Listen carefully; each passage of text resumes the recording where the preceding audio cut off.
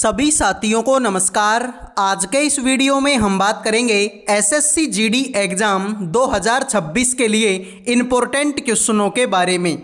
जैसा कि आप सभी को पता है, एसएससी जीडी का एग्ज़ाम ज़ोरों शोरों से चल रहा है। काफ़ी सारी शिफ्टों का एग्ज़ाम कंप्लीट हो चुका है। तो मेरे भाई, इन शिफ्टों के आधार पर एक अंदाज़ा लग चुका है कि किस तरह के क्वेश्चन और कौन कौन से टॉपिकों से क्वेश्चन आपकी एग्ज़ाम में पूछे जा रहे हैं। तो मेरे भाई, काफ़ी शानदार ये वीडियो होने वाला है। जिनका भी पेपर नहीं हुआ है ना, इस वीडियो को ज़रूर देख लेना मेरे भाई। आप फटाफट से वीडियो को लाइक कर दो, चैनल को सब्सक्राइब कर दो और एक बार अपनी अपनी एग्ज़ाम डेट मुझे बता दो भाई, ठीक है। तो आइए, दी गई श्रृंखला में प्रश्न चिन्ह के स्थान पर क्या आना चाहिए, फटाफट से बताएंगे मेरे भाई कि ये जो क्वेश्चन मार्क है, इसकी जगह पर इनमें से कौन सा ऑप्शन आप लोगों का आएगा। तो मेरे दोस्त, यहाँ पर मेरे भाई आपका 10 है, तो 10 को अगर मैं 2 से गुणा कर दूं तो आंसर 20 आएगा। लेकिन सर मुझे तो 22 लाना है, तो 22 में 2 जोड़ दो मेरे भाई। 20 में 2 जोड़ेंगे तो 22 हो जाएगा। उसी तरीके से यहाँ पर 22 है, तो 22 को 2 से गुणा करेंगे, 22 दूना हो जाएगा 44। तो 44 में अगर 2 जोड़ दें तो आंसर 46 हो जाएगा, जो कि यहाँ पर है। फिर 46 को 2 से गुणा कर दो, 46 दूना होता है 92 और 92 में 2 जोड़ेंगे, आंसर होगा 94।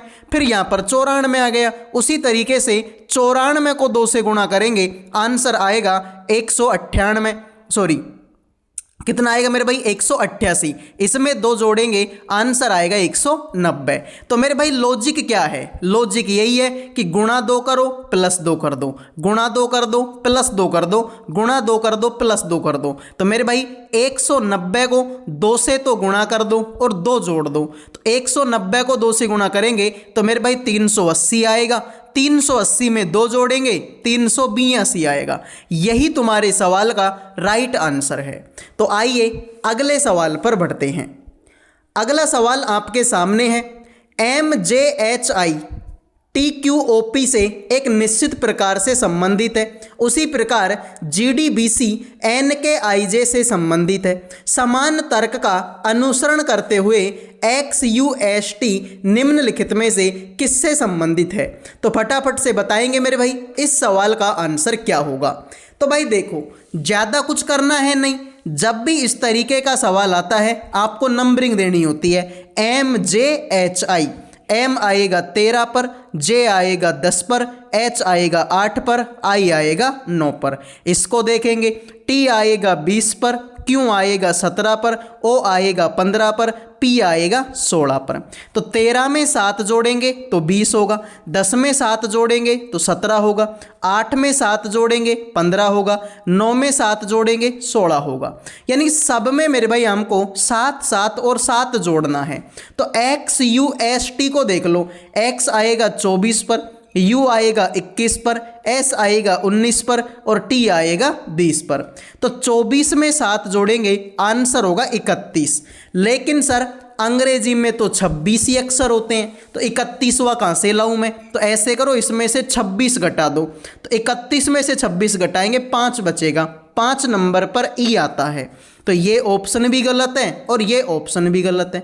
आगे भाई, 21 में अगर 7 जोड़ेंगे, आंसर होगा 28। लेकिन फिर वही बात कि अंग्रेजी में तो 26 ही अक्षर होते हैं, तो इसमें से 26 घटाएंगे, 2 नंबर का बचेगा, 2 नंबर पर बी होगा। उसी तरीके से 19 में 7 जोड़ेंगे, 26, 26 नंबर पर जेड आएगा।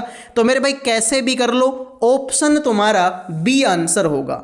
तो जिन्होंने बी आंसर दे दिया है उनका सही है, बाकी सभी का गलत हो गया। आइए अगले सवाल को देखते हैं। ये सवाल तुम्हारे सामने कथन और निष्कर्ष का सवाल है। अब कथन और निष्कर्ष के सवाल आपकी एग्जाम में आएंगे और मेरे भाई जरूर आएंगे, तो काफ़ी ज़्यादा इम्पोर्टेंट सवाल है। देखिए, सभी शर्ट ट्राउज़र हैं, जितनी भी शर्ट हैं वो सारी की सारी किसके अंदर आएंगी? वो ट्राउज़र के अंदर आएंगी। फिर कोई भी ट्राउज़र बेल्ट नहीं है तो बेल्ट को अलग बना दो मेरे भाई। अब ध्यान से देख लो, कोई भी बेल्ट, कोई भी शर्ट बेल्ट नहीं है क्या? बिल्कुल मेरे भाई, देखो ये किसका गोला है? ये शर्ट का गोला है। ये किसका गोला है? बेल्ट का गोला है। इन दोनों के बीच में कोई संबंध नहीं है और मेरे भाई हो भी नहीं सकता, क्योंकि सवाल में बोला है कि कोई भी ट्राउजर बेल्ट नहीं है। तो ये जो ट्राउजर है ना, ट्राउजर, ये बेल्ट के टच नहीं कर रहा। तो मेरे भाई जब ये बाहर का जो चीज़ है यही इसके टच नहीं कर रहा, तो शर्ट तो और भी ज़्यादा अंदर है, तो ये तो कर ही नहीं सकती। इसका मतलब मेरे भाई ये बात तो सही है। कुछ बेल्ट ट्राउजर हो सकते हैं क्या? मेरे भाई नहीं हो सकते, क्योंकि सवाल में मना किया है कि कोई भी ट्राउजर बेल्ट नहीं है, तो नहीं हो सकते मेरे भाई, गलत मार दो इसको। केवल एक अनुसरण करता है। जिन्होंने भाई बी आंसर दे दिया उनका सही है, बाकी सभी का गलत हो गया। आइए, निम्नलिखित समीकरण में प्रश्न चिन्ह के स्थान पर क्या आएगा यदि प्लस और गुणा को आपस में बदल दें और माइनस और भाग को आपस में बदल दें? तो मेरे भाई फटाफट से बताएंगे सवाल का आंसर क्या होगा। यहाँ पर 17 है तो 17 को 17 लिख दो, आगे मेरे भाई प्लस, तो गुणा और प्लस को बदलना है तो प्लस की जगह पे गुणा लगा दो, और आगे मेरे भाई 77 है तो 77 लिख दो। आगे माइनस है, माइनस और भाग को बदलना है तो माइनस की जगह पे भाग लगा दो और 7 लिख दो। फिर आगे गुणा है, गुणा की जगह पे प्लस लिख दो 37 और भाग की जगह पे माइनस लगा दो 47। ठीक है, तो देखिए 17 की जगह पे 17 गुणा में 7 का भाग 77 में देंगे तो 11 बढ़ जाएगा, और 47 में से 37 घटेगा तो माइनस का 10 बचेगा। 17 को अगर 11 से गुणा करेंगे तो 17 एकम 17, 17 और 1 18, 187। 187 में से 10 कम करेंगे 177 आंसर आएगा, बात खत्म। तो राइट आंसर आप लोगों का क्या होगा? 4 होगा। और मेरे दोस्त, ये तुम्हारा मैथमेटिकल ऑपरेशन नाम का जो टॉपिक होता है उस टॉपिक का सवाल है, और इस तरीके के सवाल आपकी एग्जाम में आएंगे, मतलब आएंगे। ठीक है, अगले सवाल को देखिए। लाइक सब्सक्राइब कर दो मेरे भाई, लाइक सब्सक्राइब करने का कोई पैसा नहीं लगता। 7 लोग हैं, R, S, T, D, E, F और G एक वृत्ताकार मेज के चारों ओर केंद्र की ओर मुंह करके बैठे हैं। T G के ठीक दाएं बैठा है, R E के ठीक दाएं बैठा है। S के दाएं से गिनने पर D और S के बीच में केवल 2 लोग बैठे हैं। E S का निकटतम पड़ोसी है। F S का एक निकटतम पड़ोसी नहीं है, तो F के दाएं से तीसरे स्थान पे कौन बैठा है? अब फटाफट से मेरे भाई सवाल को ध्यान से देखो और मुझे बताओ इस सवाल का आंसर क्या होगा। सीधी सी बात है मेरे भाई, 7 लोग हैं, तो ये लो मेरे भाई, ये एक मैंने वृत्ताकार मेज यहाँ पर बना दी है। इसमें 7 आदमी बैठाने हैं, पहला आदमी, दूसरा आदमी, तीसरा आदमी, चौथा, पांचवा, छठा और सातवां। सबका मुंह केंद्र की तरफ है। ठीक है, इधर को जाएंगे सबका दायां हाथ आएगा, इधर को जाएंगे सबका बायां हाथ यहाँ पर आएगा। अब यहाँ पर क्या बोला, यहाँ पर देखो मेरे भाई, पहली लाइन को छोड़ो, यहाँ पर इसको देखो कि S के दाएं गिनने पर D और S के बीच में 2 आदमी बैठे हैं। ठीक है मेरे भाई, तो S को मेरे भाई तुम्हारा जहाँ मन करे वहाँ बैठाओ। मेरा मन किया, मैंने S को यहाँ बैठा दिया। तो S के अगर दाएं गिनूंगा ना तो D और S के बीच में 2 आदमी बैठेंगे, तो S के दाएं इसको D को यहाँ बैठा दो, तो D को मैंने यहाँ बैठा दिया, तो D और S के बीच में 2 आदमी यहाँ पर बैठ गई। ये बात तो सर आपकी बिल्कुल सही है। फिर बोला कि जो E है ना, E S का एक निकटतम पड़ोसी है, और जो R है, R E के दाएं बैठा है। तो मेरे भाई S का पड़ोसी मैंने E यहाँ पर बैठा दिया, और जो R है E के दाएं है, तो E का दायां तुम्हारा R हो गया, R को यहाँ बैठा दो। फिर तुमसे बोला कि मेरे भाई जो T है ना, T G के दाएं बैठा है, और F जो है S का पड़ोसी नहीं है, तो S के पड़ोस में F नहीं बैठा। तो ऐसे करो मेरे भाई, F को पटक दो यहाँ पर, और जो T है G के दाएं बैठा है, तो G के दाएं कौन बैठेगा? तुम्हारा T बैठेगा। लिख लो मेरे भाई, सवाल तुम्हारा हो गया। देख लो जिनके समझ में आ गए ठीक है, जिनके नहीं समझ में आया एक बार फिर से देख लो। तुमसे बोला था कि जो T है G के ठीक दाएं है, तो G के दायां T हो गया, पहली लाइन क्लियर। फिर बोला जो R है E के ठीक दाएं हैं, E के दाएं R हो गया, दूसरी लाइन भी क्लियर। तीसरी लाइन बोली S के दाएं गिनने पर D और S के बीच में 2 आदमी हैं, तो S के दाएं गिनूंगा तो D और S के बीच में 2 आदमी हो गए, ये लाइन भी क्लियर। E S का निकटतम पड़ोसी है, S का पड़ोसी कौन है? E है, ये बात भी सही है। F S का पड़ोसी नहीं है, देख लो S के पड़ोस में F नहीं बैठा, ये बात भी सही है। तो बोला F के बायां तीसरा कौन है? तो ये तुम्हारा F है, इसका बायां पहला, दूसरा और तीसरे नंबर पर कौन बैठा है, ई। तो यही तुम्हारे सवाल का राइट आंसर हो जाएगा। ठीक है, इस तरीके से हम इन सवालों को उठा के पटक सकते हैं। किसी निश्चित कूट भाषा में बॉर्डर को इस तरीके से लिखा गया है, बियॉन्ड को इस तरीके के रूप में कूटबद्ध किया, तो बताइए बर्डन को किस प्रकार कूटबद्ध किया जाएगा। तो बिल्कुल सिंपल है मेरे भाई, जैसे कि यहाँ पर देखो BORDER है, तुम्हारे सामने क्या है BORDER। तो देखो BO को तो इसने OB कर दिया, इसको तो इसने क्या कर दिया OB कर दिया, DR लिख दिया, देखो DR कर दिया, RE कर दिया, R और E कर दिया। ठीक सही है, OBDR RE। ठीक है, तो बस इनको ऐसे क्रॉस में क्या कर दिया, उल्टा कर दिया है। तो बर्डन को देख लो मेरे भाई BURDEN, तो इनको उल्टा कर दो, BU को UB कर दो, RD को DR कर दो और EN को NE कर दो। तो मेरे भाई NE इसमें नहीं है, इसमें नहीं है, UBDR, तो UBDR इसी ऑप्शन में है। तो कैसे भी कर लो, आंसर तुम्हारा क्या होगा, ऑप्शन नंबर 4 होगा। ये लो मेरे भाई, कथन निष्कर्ष का सवाल है। तुमसे बोला कुछ व्हेल शार्क हैं और कोई भी शार्क डॉल्फिन नहीं है। तो मेरे भाई ध्यान से देखो, कुछ व्हेल हैं जो कि मेरे भाई आपकी शार्क हैं और कोई भी शार्क डॉल्फिन नहीं है, तो डॉल्फिन को अलग बना दो। फिर तुमसे बोला कि कोई भी डॉल्फिन शार्क नहीं है क्या, बिल्कुल मेरे भाई, कोई भी जो डॉल्फिन है वो तुम्हारी तुमसे क्या बोला है, कोई भी डॉल्फिन शार्क नहीं है, बिल्कुल मेरे भाई, कोई भी डॉल्फिन शार्क नहीं है, बिल्कुल नहीं है, 100% नहीं है, क्योंकि सवाल में बोला है कि शार्क डॉल्फिन नहीं है।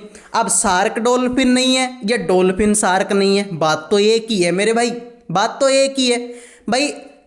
शार्क डॉल्फिन नहीं है या फिर मैं ये बोल दूं कि डॉल्फिन शार्क नहीं है, तो बात तो एक ही है, तो ये बात तो सही हो गई। कुछ शार्क वेल है क्या, बिल्कुल मेरे भाई, कुछ शार्क वेल है, देख लो ये रही, इसका मतलब ये भी सही है। तो मेरे भाई 1 और 2 दोनों अनुसरण करते हैं। ठीक है, 1 और 2 दोनों अनुसरण करते हैं। इसको देखिए, किसी निश्चित कूट भाषा में मेक सम नॉइस को इस तरीके के रूप में लिखा जाता है, नॉइस इज पेनफुल को इस तरीके से लिखा जाता है। इस भाषा में बताइए नॉइस को कैसे लिखा जाएगा। तो जबरदस्त सवाल है, बेहतरीन सवाल है, सारे बच्चे सवाल का आंसर करेंगे। तो सीधी सी बात है, नॉइस इसमें भी है और नॉइस इसमें भी है, ऐसा कुछ ढूंढ लो जो दोनों में हो। तो आप बोलेंगे मेरे भाई कि सर अगर ध्यान से देखेंगे तो SP इसमें भी है और SP इसमें भी है, तो यही तुम्हारे सवाल का राइट आंसर हो जाएगा। तो लाइक सब्सक्राइब कर दो मेरे भाई, लाइक सब्सक्राइब करोगे तभी हम अगले सवाल पे बढ़ेंगे। तो फटाफट से लाइक सब्सक्राइब कर दीजिए, फिर ही होता है। ये लो मेरे भाई, 6 मित्र हैं, एक वृत्ताकार मेज के चारों ओर उसके केंद्र की ओर मुंह करके बैठे हैं। ठीक है मेरे भाई, तो अब की बार देखो, पिछला जो हमने सवाल किया था ये वाला, इसमें कितने लोग थे, 7 लोग थे।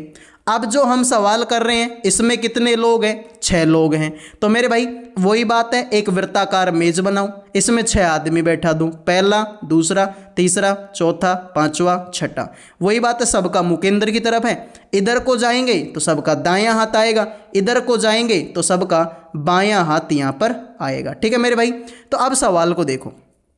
ठीक है, इधर को जाएंगे सबका बायां हाथ आएगा। तो देखो तुमसे बोला कि जो x है ना, x वो z के ठीक बाईं ओर है। तो मेरे भाई जहाँ मन करे वहाँ z को बैठा दो। मेरा मन किया कि मैं z को यहाँ बैठाऊंगा, लेकिन इसके ठीक बाईं ओर इसके बाईं ओर कौन बैठेगा, इसके बाईं ओर तो मेरे भाई x बैठेगा। फिर तुमसे ये भी बोला कि z और u के बीच में एक मित्र बैठा हुआ है। ठीक है, z और u के बीच में एक मित्र बैठा हुआ है। और फिर तुमसे ये भी बोला कि जो w है ना, w u का पड़ोसी है, w u का पड़ोसी है। तो ऐसे करो मेरे भाई, z और y के बीच में, ठीक है, यहाँ पर देख लो, z और y के बीच में केवल v बैठा है। तो ऐसे कर लो मेरे भाई, y को यहाँ बैठाओ ताकि z और y के बीच में कौन बैठ सके, केवल v बैठ सके।